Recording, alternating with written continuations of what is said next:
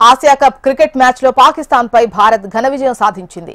Dubai వేదికగా జరిగిన match లో 7 వికెట్ల తేడాతో విజయ భేరి మోగించింది. చిరకాల ప్రత్యర్థి పాకిస్తాన్ ను టీమిండియా కోలుకోలేని దెబ్బ కొట్టింది.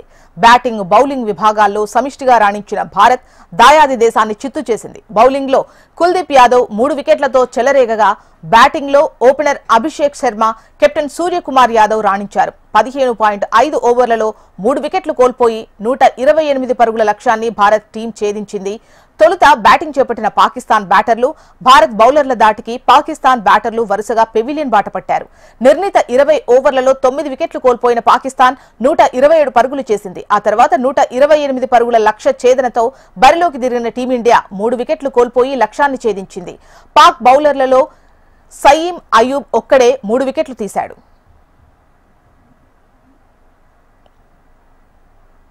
పాకిస్తాన్ కు ఆరంభంలోనే షాక్ తగిలింది. ఓపెనర్ సయీం అయూబ్ తొలి బంతికే హార్దిక్ పాండ్యా బౌలింగ్ లో భారీ షాట్ కొట్టే ప్రయత్నంలో బుమ్రాకు క్యాచ్ ఇచ్చి తొలి వికెట్ గా వెనుతిరిగాడు. రెండో ఓవర్ వేసిన బుమ్రా అద్భుతమైన బంతులు సంధించారు. మహమ్మద్ హారిస్ హార్దిక్ పాండ్యాకు క్యాచ్ ఇచ్చి పెవిలియన్ బాట పట్టారు.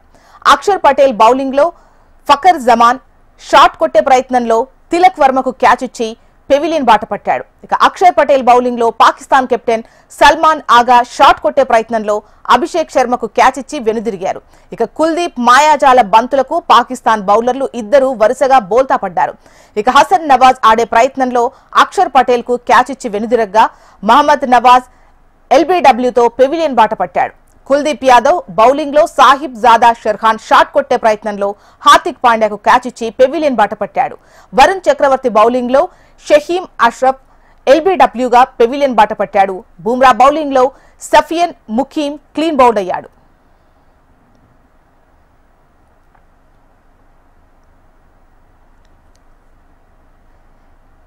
ఇక భారత ఓపెనర్ అభిషేక్ శర్మ 31 పరుగులు చేయగా, ఆ తర్వాత కెప్టెన్ సూర్యకుమార్ యాదవ్ 47 పరుగులు, తెలుగు క్రికెటర్ తిలక్ వర్మ 31 పరుగులతో రాణించారు. టీమిండియా ఇన్నింగ్స్ లో టెస్ట్ కెప్టెన్ గిల్ ఒక్కడే నిరాశపరిచాడు. అభిషేక్ తో కలిసి ఇన్నింగ్స్ ప్రారంభించిన గిల్ 2 ఫోర్లు కొట్టి మంచి టచ్ లో కనిపించాడు. ఆ తర్వాత వెంటనే సయీం అయూబ్ బౌలింగ్ లో షాట్ కొట్టేందుకు యత్నించి స్టంప్ అవుట్ అయ్యాడు.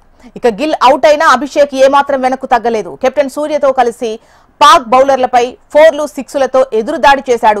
13 బంతుల్లోనే 4 4లు, 2 6లు బాది 31 పరుగులు చేశాడు.